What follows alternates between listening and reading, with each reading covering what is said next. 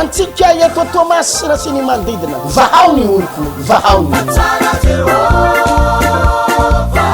ianao varina manaratsy olona maro ngeny efa manomboka tahin'Andriamanitra manangana trano mahazo zavatra maro ianao varina manaratsy tino maro nefa tahin'Andriamanitra sitrana amin'ny aretiny mandray fahasoavana tonga ny fotoana lehibe sy goavana anatanterahana grande délivrance hitondrana mambavaka anireo mpivavaka efa resy kivy mpivavaka mitady heverin-dalana ary reraka amin'ny fanomponan'Andriamanitra tonga ny fotoana ananganan'Andriamanitra indray ny fiainanao ananganana ny finonao andresena ny akivina tadidihoary fotoana lehibe sy goavana manomboka ny sabotsy 14 janvier 21-28 janvier ho avy izao samy amin'ny 5 ora maraina tsy diso eto amin'ny trano fivavahana vaoniloko paradise teo aloha apitan'ny bazary may ankiriry hitondra ny vavaka sy ny tenin'Andriamanitra amin'izany ny pasteur Hertina Randriary Manala avy any Antananarivo hitanao ny herin'Andriamanitra hitanao reo fahasoavana tsy mbola noraisinao hatramin'izay tsy ho amialantsika raha tsy resy ny herin'ny fahavalo ny famosaviana ny